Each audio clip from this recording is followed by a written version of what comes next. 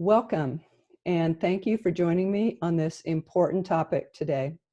I'm very happy to be here with you.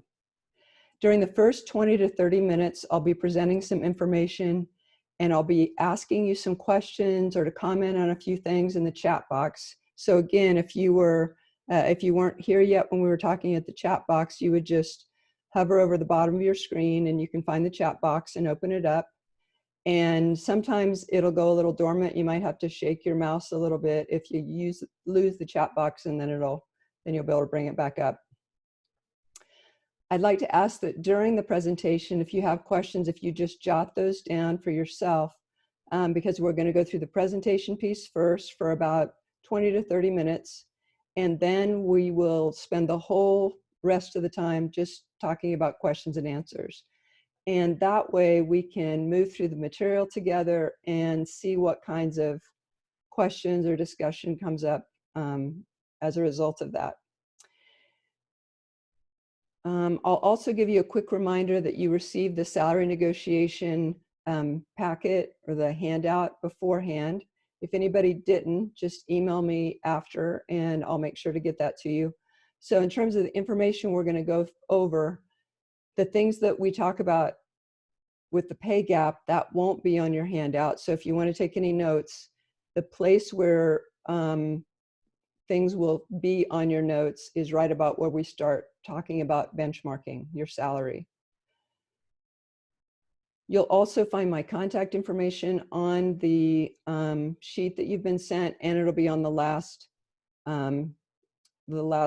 slide of the webinar. And I would be delighted to have any of you call me or email me, and we can talk more about this subject as it relates to you specifically.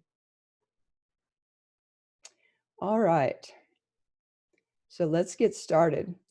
These are the key points that we're going to cover today: what the wage gap is, how it affects you, why it happens, how to determine your worth in the marketplace, and then how to effectively build your negotiation skills. So let's start with just wage discrimination. Wage discrimination has been illegal since the Equal Pay Act passed in 1963, but it continues. It's estimated that if we keep going at the rate we were going between the 1960s and 2015, the wage gap would close in 2059. However, our progress is slowing. It's been slowing since about 2001.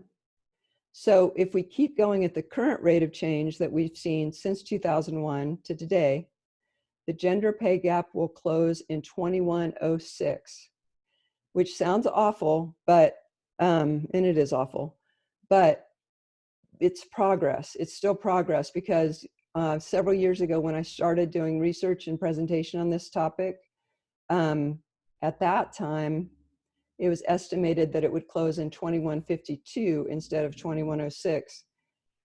And that would have been about 5 generations. So it's better. We're doing better, but we need to keep a close eye on it, and we need to do everything we can to close the gap quicker than 2106. So we've talked a bit about how it affects us. Let's talk about why it happens. Why do you think the wage gap happens? I know there's a lot of layers, but what do you think some of those are? And if you just put those in the chat box.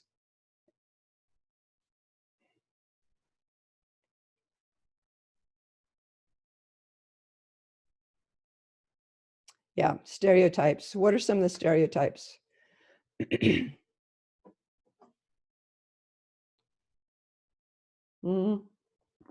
less willingness to advocate for oneself. Yes, women are great at advocating for others.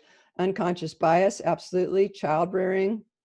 Women don't always ask for what they deserve. Assumptions that women will start families. Yes, you're basically doing the presentation for me. These are the kinds of things we're going to be talking about. Women being homemakers, traditionally taking lower paid jobs. Employers assume they're not the main breadwinner. Yes. Women not taught how to effectively negotiate. You ask but get told no. Yes, that definitely too. Ageism, definitely. Yeah, you guys are on top of this. Women also choose less paying fields like teaching, nursing more than men. True. That's true. Okay, so let's jump into some of that.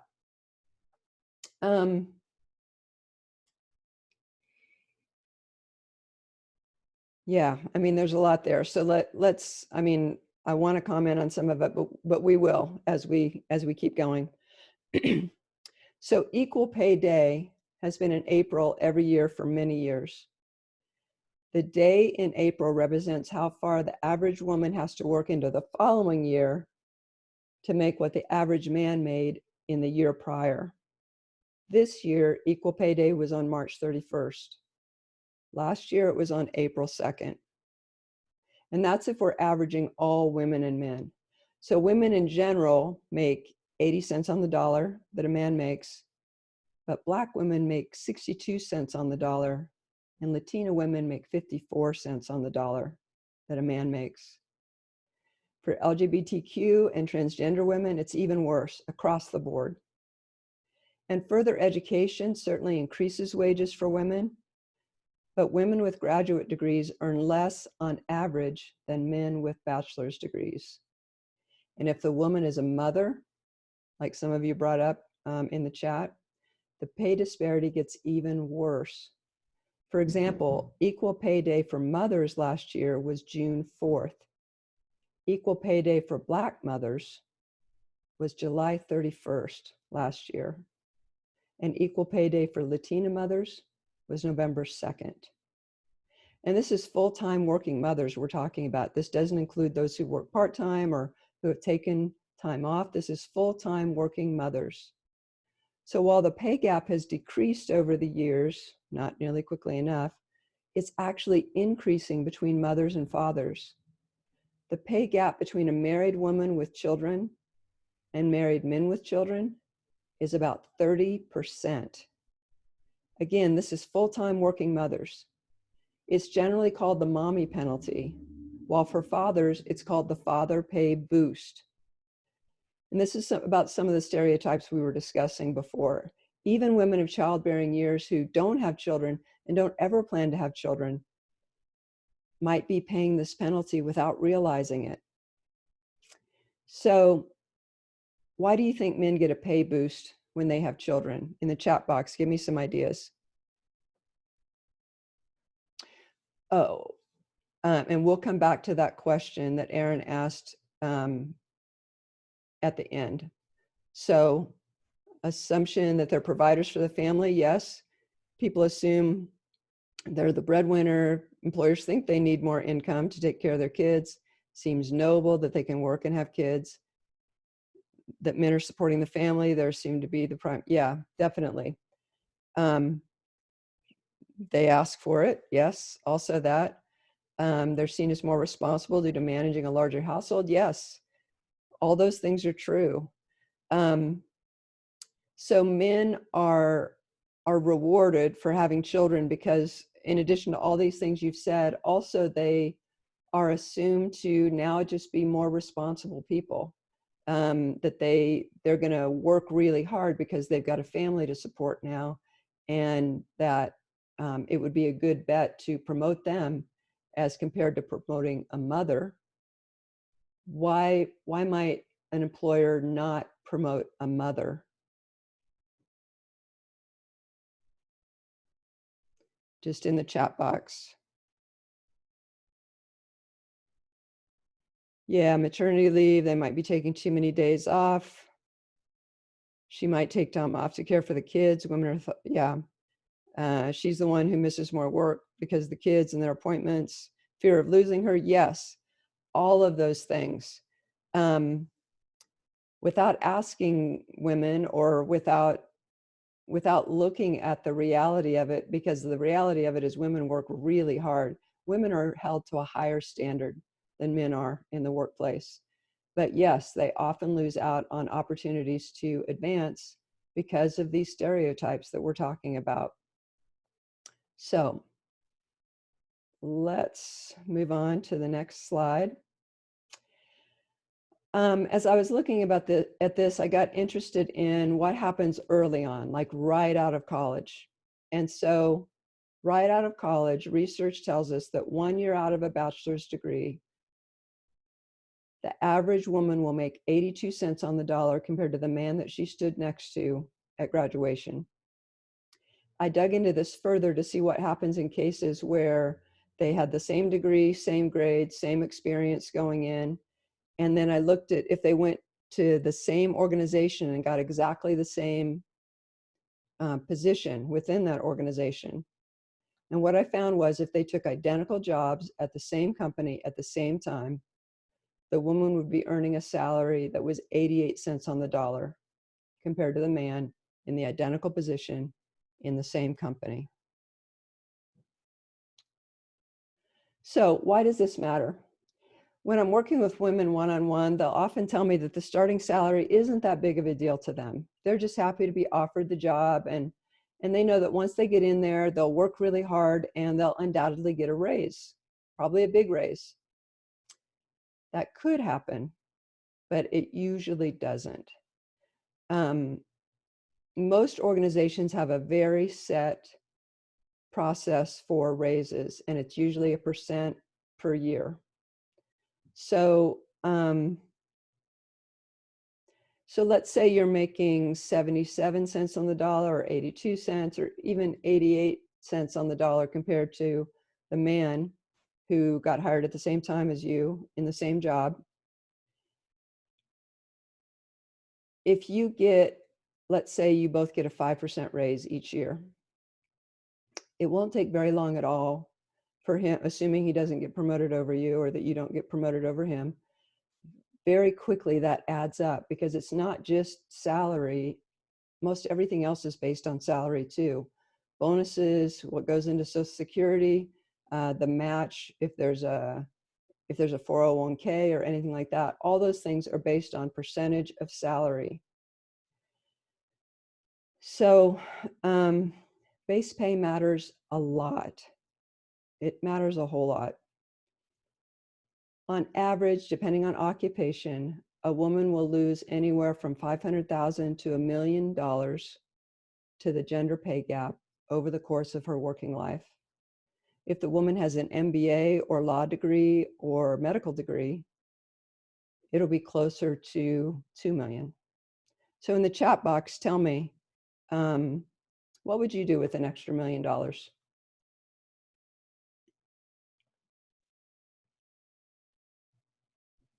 Invest, yeah, travel more, maybe not right now, but yes, retire earlier, pay off student debt, retire, travel, give back, buy a house, yes, a car, get rid of debts, pay off MBA loans, relax, buy solar systems for poor families, cool, run for local office for less pay, awesome. Yes, there's a lot we could do if we had that extra $1 million. So let's move to our discussion of how to prepare for a salary negotiation to help change this gender pay gap. And I would say this is a big part of it, and other parts of it are as you move up within companies, you can make changes. You can talk to people about having talk to your higher ups about doing an assessment to see whether or not there's a salary disparity among the employees. There are things that you can do as you get more and more power within an organization. But for right now, let's talk about salary negotiation. So I can't express how much importance you should place on figuring out your worth in the marketplace before you have even so much as a phone screen. And these things that I have listed here, and then they're also on your handouts, these are places that you can find out what your worth is in the marketplace. So for example, on salary.com, you can put in your education, your experience, special skills and attributes, the particular job that you're looking at, the geographic area. The more information, the better. And then it will give you a bell-shaped curve to tell you what you should be making in that particular job with your background and skills and education in that particular geographic location. And that way you know. And it's important because we don't want to give that power to the employer. Very often we'll think, well, they probably know what this position is worth, so um, I'll, I'll just let them, call the shots in terms of whatever they're offering me. Just glad to have the offer. I don't want to upset them. I do understand that, and there are situations where it might not be worth the risk to negotiate, but we'll talk about those, and we'll also talk about how to greatly decrease the chances of there being a problem with negotiating and increase your chances of success. So again, the first place to focus is finding out what you're worth in the marketplace. The second thing to remember is that you're often dealing with well-trained, well-practiced negotiators.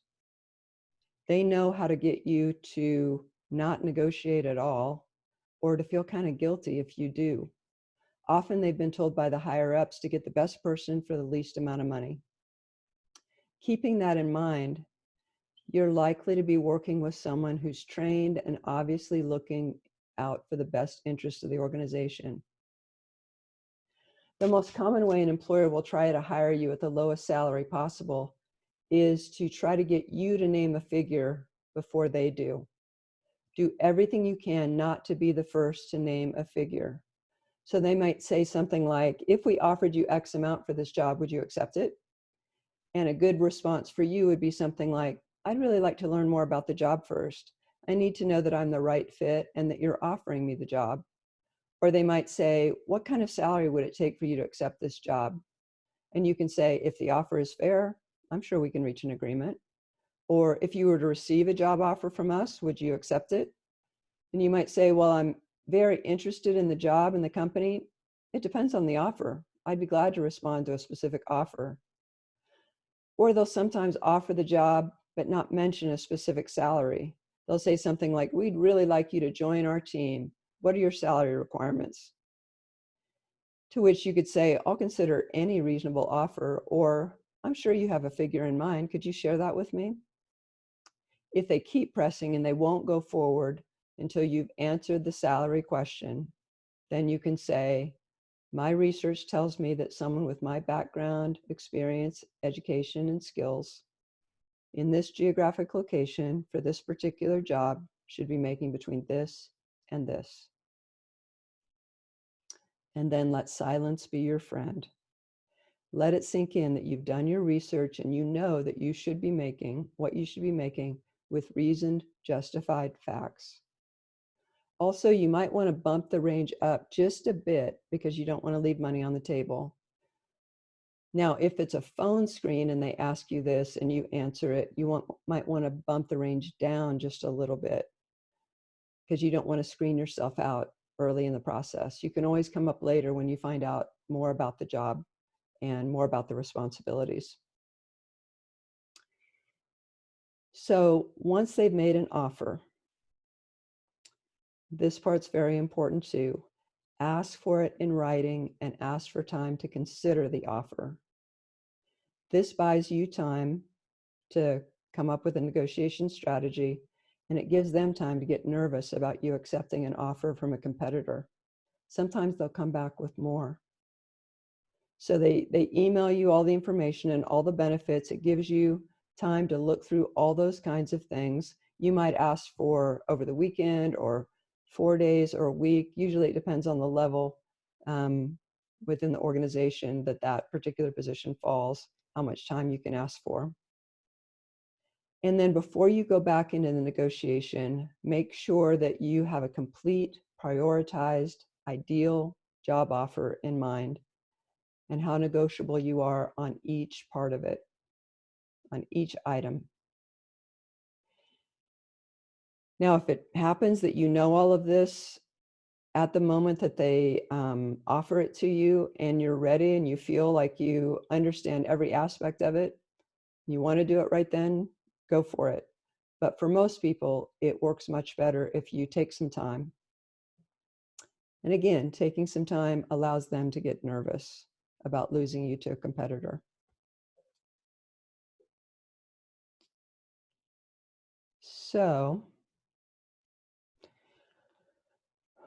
when you're ready to negotiate, your approach and your attitude is everything. You want them to feel good about you during and at the end of the negotiation. So if you've won the negotiation, but they're not sure if they want to work with you anymore, then you haven't won. You want to show them the type of person that they would be working with.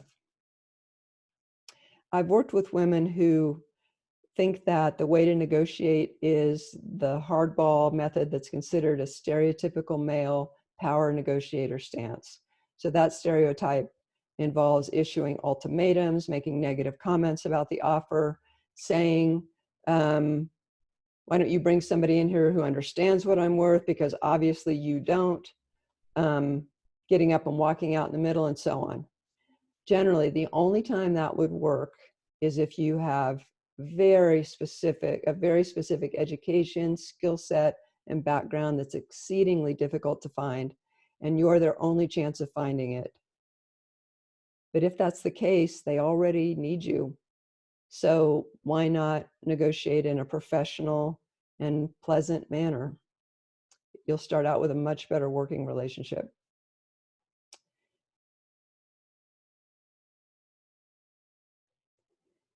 Women may not realize that most companies are going to set aside money because they expect people to negotiate.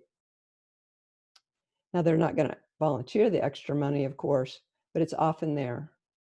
Salary.com found that 84% of employers expect prospective employees to negotiate salary, yet only 20 to 30% of women do. Unless you're dealing with a nonprofit or a small family business, on average, there's usually about 3,000 to 5,000 more set aside, especially if the initial offer is below market value. But not always. Listen very closely to the needs the employer is expressing and look for common ground, ways to meet both your needs and theirs. Together, you're solving a problem. That's at the heart of interest-based negotiation. Think of both of you as sitting on the same side of the table and facing the problem or the issue together on the other side of the table. And absolutely avoid win-lose language. Win-lose language would be things like, I absolutely need 10,000 more, or I can't live with that, or you're kidding, right? Collaborative language is things like, I really had in mind more than that, but I'm very excited about the opportunity. What can we do? Or my research that showed that the range would be closer to X. How could we work towards something like that? Or where's there some flexibility within the offer? Always leave them feeling as if they've been treated well by you throughout the process. Also, expect two main types of negotiators. There's the hardline, closed off. Usually they've got their arms crossed. They've got a closed off posture. They're kind of scary. They state the amount as if that's it. I'm done. I've stated the amount. Accept it. And then there's the kind, well, and then they usually glare at you for a while if you don't just accept it and say, oh, that sounds great. Yes, let's do that. The other kind is the really nice, agreeable type. And they probably are very nice, agreeable people, but they can use that to their advantage. They try to get you to agree with whatever they say as they're talking about the job and the compensation and that sort of thing. And you find yourself nodding a lot while this person's talking. They get you to like them, and you feel uncomfortable asking for more because you've created this great relationship and you don't want to cause any problems with this relationship that you've created. So the best thing to do is remain polite and pleasant but firm as you continue to negotiate. Now, I've left this part for last on this slide because this is very important. Women have to be careful about how they negotiate in ways that men do not. So men can stress their competence and skills and etc. as a standalone in the negotiation process. Women do best if they frame things not only with an interest-based approach in polite and pleasant ways, but also a collective approach. In other words, you'll want to frame things in terms of what your education, background, skill set can do for the organization. Research has shown if you lose sight of that in a negotiation, you'll pay what's called the social cost, whether you're negotiating with a man or a woman. We've all been socialized to think that women should think of others first. And those biases definitely come in when you're negotiating on your own behalf. So, collective.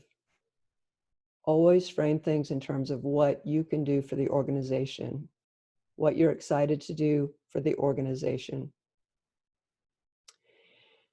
Now, in terms of the order of things that you negotiate, you always want to start with base pay. Because everything else flows after that. So in the chat box, tell me, what else can you negotiate besides base pay? Besides salary? More vacation time? Yes.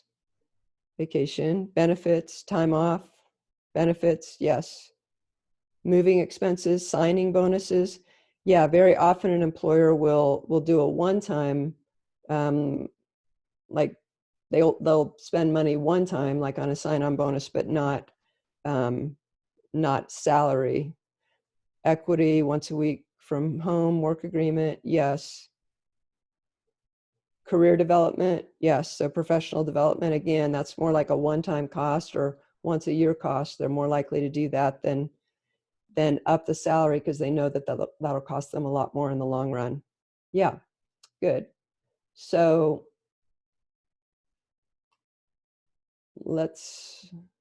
bus passes, yes. Transportation costs, definitely that too. So let's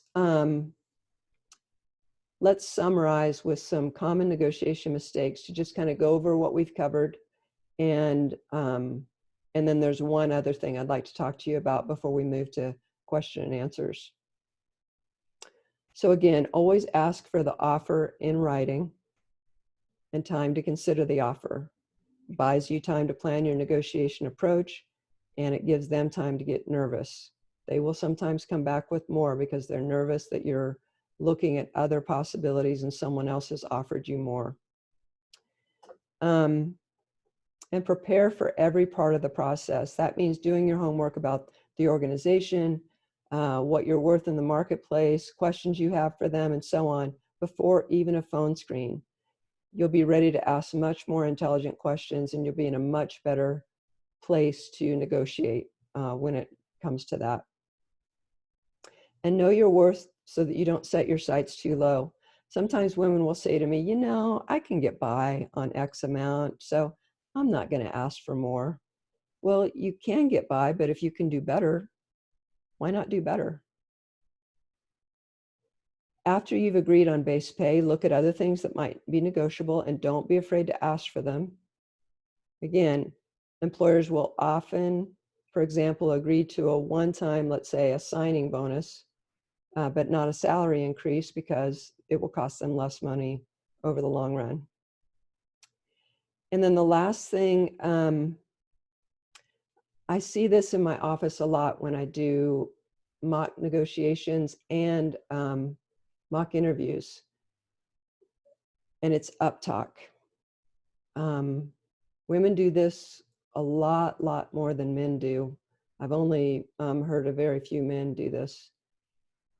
But the reason that we do it is that we're socialized to be pleasant and accommodating and to make others feel comfortable in our presence. One result of that is that women will go up at the end of their sentences as if they're asking a question instead of making a statement. As if they're asking, like in a negotiation, it might be, is it okay for me to try to negotiate? even though you lowballed me to such an extent that I'm really insulted and I feel like walking out, but I won't because I'm such a nice person. Anytime you uptalk at the end of a sentence, unless it actually is a question, it sucks the power right out of whatever sentence you've just said. So as you practice, listen to your statements. If you're uptalking, then practice staying level at the end of your sentences or going down a little bit in intonation when you're making the statement. I promise you, it will make for a much stronger stance when you're negotiating, when you're interviewing, when you're giving a presentation, no matter what the situation. It's really helpful to stay level or go down a bit at the end of your sentences, unless it's a question. Okay. So now we'll be moving to the Q&A portion. So thanks for your attention during this presentation portion. And if any of you would like to contact me directly, this is my contact information. And I would love to hear from you. So what questions do you have?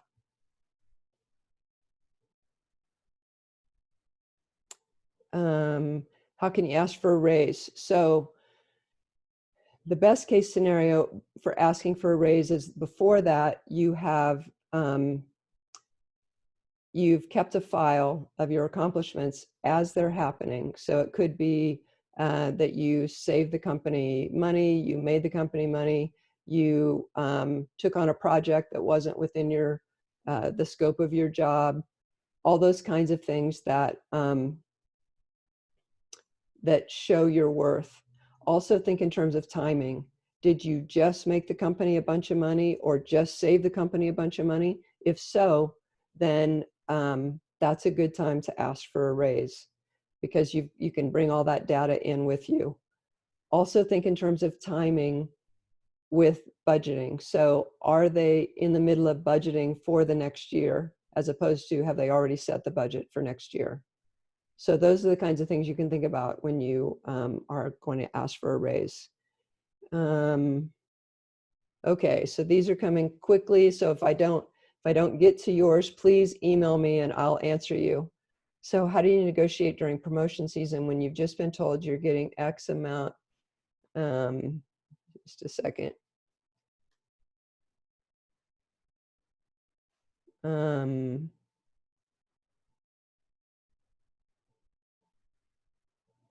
Oh, so, and what's the best way to use information to ask for a raise in a position you are already in? It's the same kinds of things. It's keeping that brag file so that when you go in, you have all that information in front of you. How does it differ when you're working for a nonprofit? It depends on the nonprofit. And it depends, frankly, on whether they have money to be able to give raises. But that's something that you and I could talk about through email or offline if you'd like. Let's see. I've heard it's not wise to hand over my resume unless there's an actual job. For example, I recently had a contact say, give me your resume and I'll share it with others.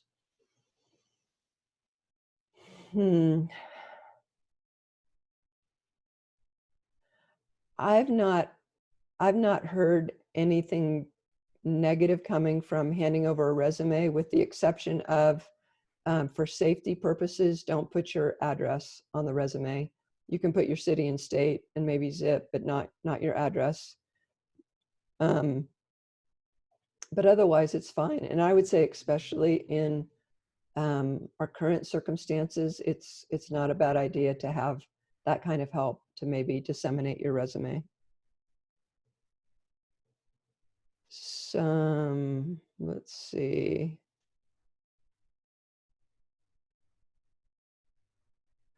How to negotiate during promotion season when you've just been told you're getting X amount. Seems like there's no option to negotiate. Again, I'd go with the interest-based approach and have your brag file ready and use that collective approach, the things you've done for the organization, the things you can continue to do for the organization, plans you have for this next year in terms of how you're going to help the organization. there's no reason not to try. I mean, they still, of course, might say no, and often because of the stereotypes and things we've talked about. But and if you want, you can get in contact with me and we can practice what the negotiation could look like. So I have a history of working in nonprofit. My latest hiring process, the very first phone call included a conversation about salary. If I would have gone too high, I would have probably priced myself out of the job. Yes, and that's true. What you'll want to do, and someone earlier asked a question about sometimes they ask for your salary requirements in the cover letter. If they do, or if you're in a situation like this, it's always best to give a range. And if it's a phone screen or if it's on application, you might bump the range down a bit, not a lot, because you also have to think in terms of what you're willing to accept.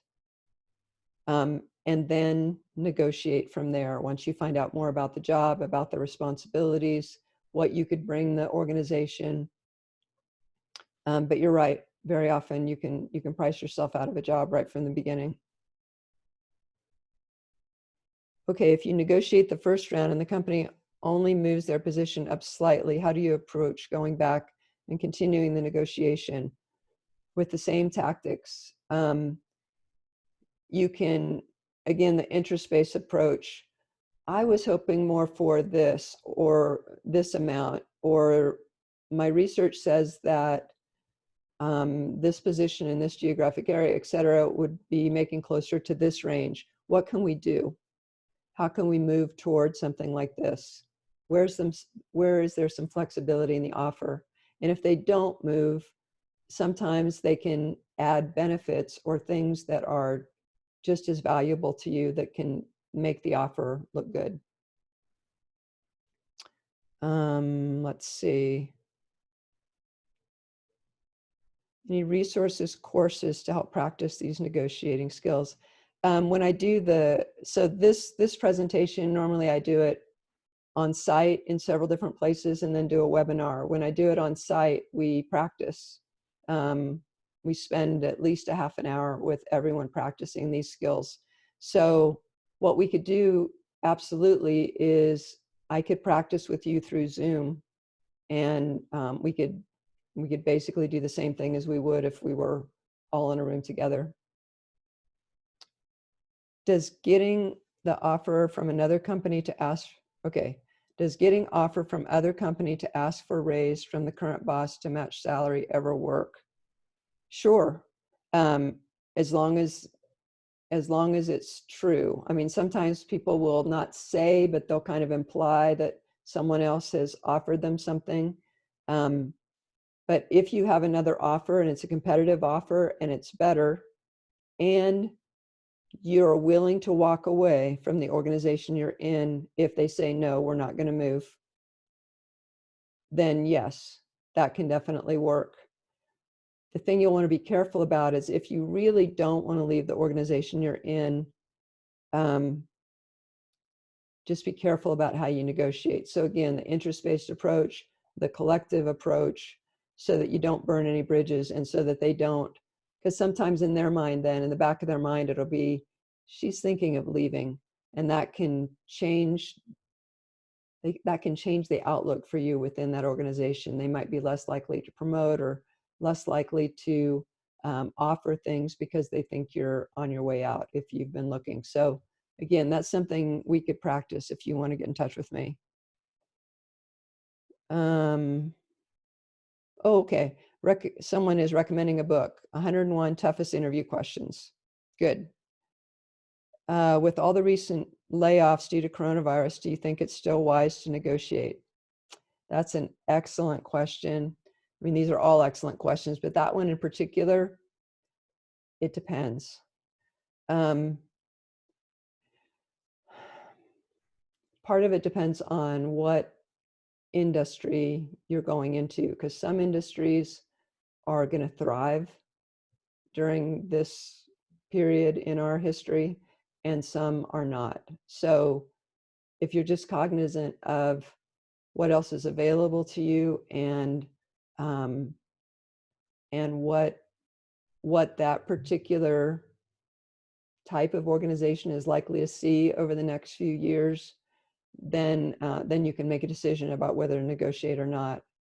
I also tend to be a bit risk averse for my clients. So in a situation like this, let's say if you're out of work because of the coronavirus and you've been offered something that's a pretty good offer, and you've gotten the impression that that's a solid offer, they're not going to go up. In this particular time in history, I might recommend just taking it. And then as things get better, you can look at other organizations, or you can look at promotion within that organization. Some application sites require you to put in salary expectation. When it's a blank window, I try the range or include messaging about states. I'd like to learn more about the role, but when it's a drop down with a specific amount, what's the best option here? Yeah. For a while, this was maybe 5 to 7 years ago, what the experts were saying was to put zeros in, because you have to put a number in and then you can go forward. And then later on, you can say something about it being negotiable. Now, what recruiters are telling me is if people put zero, their application goes in the trash. So I would look at, again, maybe the middle of the range or closer to the low part of the range, just to get you into the pool, and then you can possibly come up. But don't go so far down that there's no way you would ever accept that particular salary, because then you're just wasting your time and you're wasting their time. Let's see.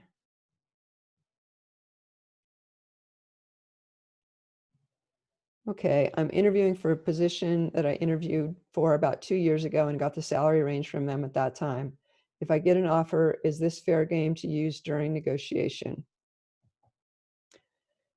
So by that, I assume you mean that they're now giving you a lower salary? Yes. Yes, that would be fair game. And then they might come back and say, well, given our current circumstances, this is why we can't do that. And so you might ask for, in 6 months, and it could be built into the contract, in 6 months, we review my performance and we relook at the salary at that time.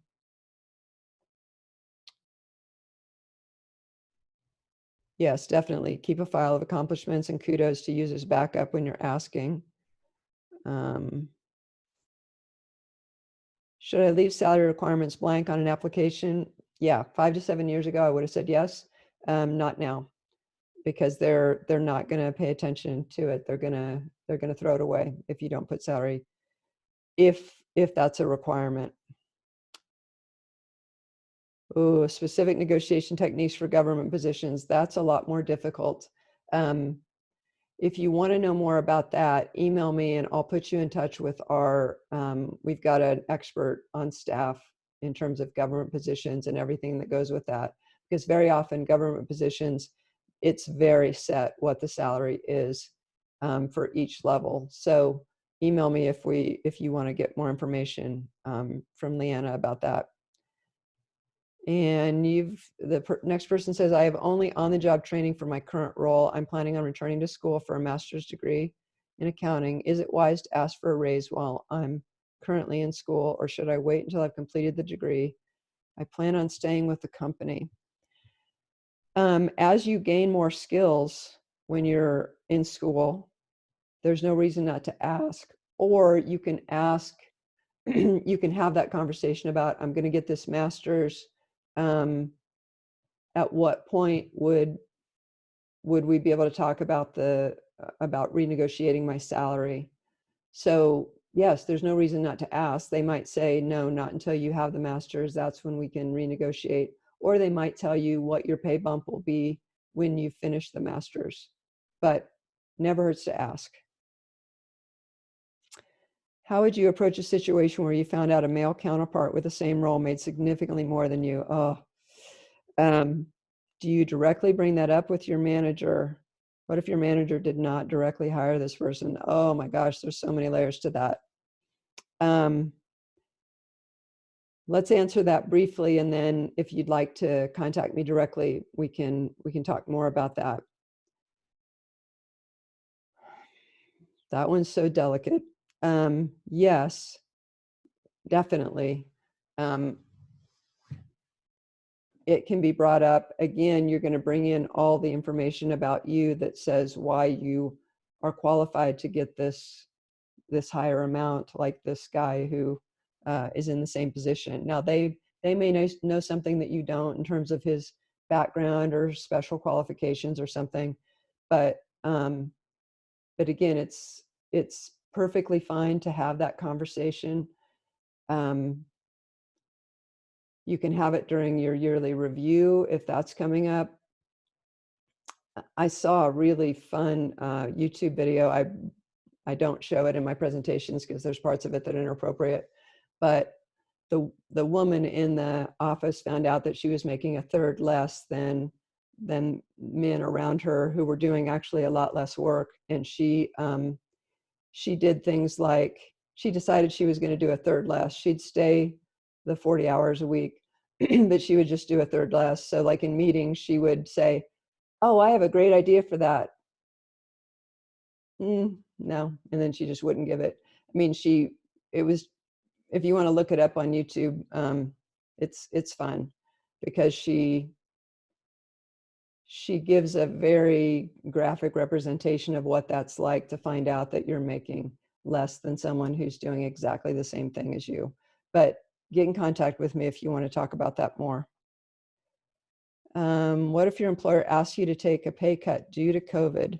Would it be appropriate to agree to a salary cut for a period of time, like 6 months, so that you don't lose out on the salary benefits that were established pre-COVID?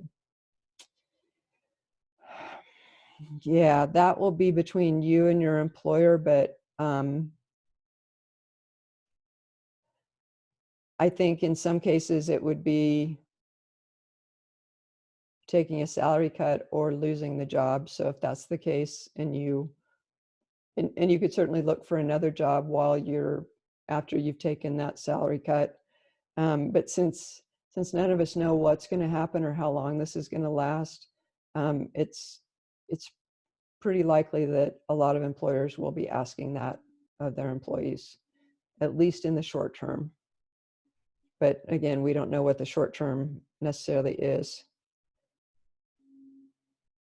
Oh, I'm not going to touch that one. It says, how do you think CSU is doing as it relates to equal pay for women? I'm going to let that one go. I mean, I feel great about my compensation, but I know that there's disparity in other places on campus, but I'm not going to touch that one. So let's see. I'm 46 years old and changing careers, just received my MS last fall. I've heard midlife women are the least employable and their pay gap is even worse than younger minorities. Is that true?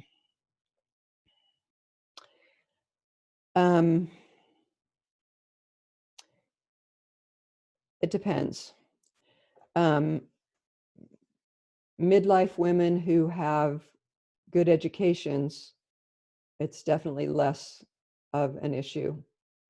But women in general, as they age, the pay gap does get bigger. And so women in their like mid-50s into their 60s will get less pay. In the 40s, mid-40s, I think it's about 11% less than a younger woman would in that position. But that's assuming the younger woman had the experience and the education that you have, which very often she would not.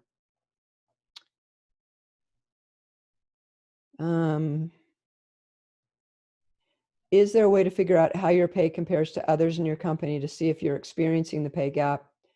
Not directly. I mean, there is, of course, you can ask around and that kind of thing, but it usually causes problems. A lot of companies, because of this issue, will have a policy that people are not allowed to ask, which I think is ridiculous. And I think that'll change. I just don't know how long it'll take for that to change. But you could go on, let's say, glassdoor.com, and you could look up your company, and you can put in, like, you can look at pay for different kinds of positions, and that'll help you decide whether or not you're experiencing a pay gap. So let's see. More experienced coworker at my current job coached me to ask for a raise 6 months into my current job. I appreciate it a lot and wish people did this more frequently with young professionals. Yes, that's one of the things we can also do, is mentor younger women to help them know how to do these kinds of things, negotiation, how to interview well, how to network, all the kinds of things that are going to help them and help us close that pay gap, hopefully faster than how it's moving now. And COVID certainly makes this topic more challenging. Yes, definitely. I've got a series of other webinars coming up, and this one, so for example, next week is managing change through difficult times. That one seems appropriate.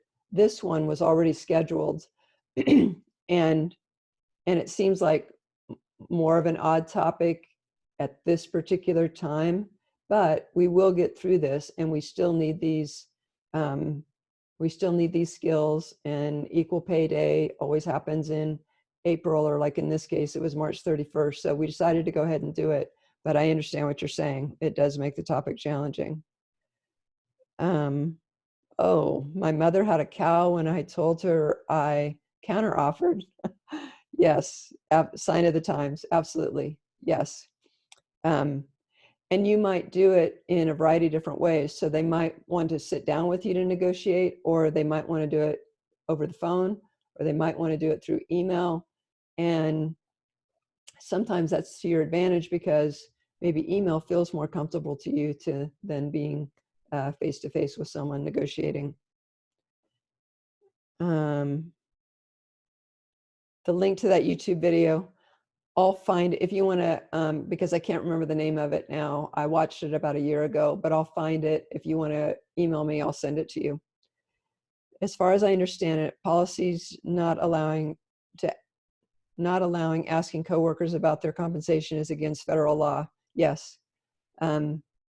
But companies still do it. And there's often the unwritten rules that you don't ask, that you don't talk about it, which has led to the problem that we're talking about now. Okay, how to join future webinars. If you want to, because you're not a RAM alum, you can just send, again, email me, and I'll just send you a link to all future webinars. Okay, does anyone have other questions? We've got just a few minutes left.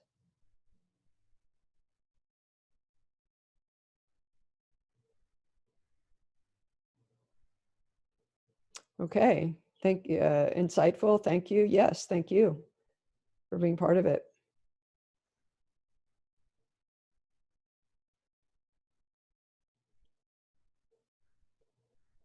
Okay. Great, thank you. And again, any questions that you have, because I see a couple, these are going quickly, but I see a few additional questions in there, just email me directly. I'm happy to talk with you about this. I love this topic, and I would really like to get the pay gap shut down. When I was in my 20s, I thought if I have a daughter by the time she is in her 20s, things will be so different, and they're not. She's 21 now. Things aren't a lot different in all kinds of ways that I thought they would be by now. So yes, thank you again for coming to the webinar. And this is also recorded, so it'll be up on the website within a few days. So if you would like to access it there, or you'd like to send it to someone, you'll be able to do that. And thanks very much. Goodbye.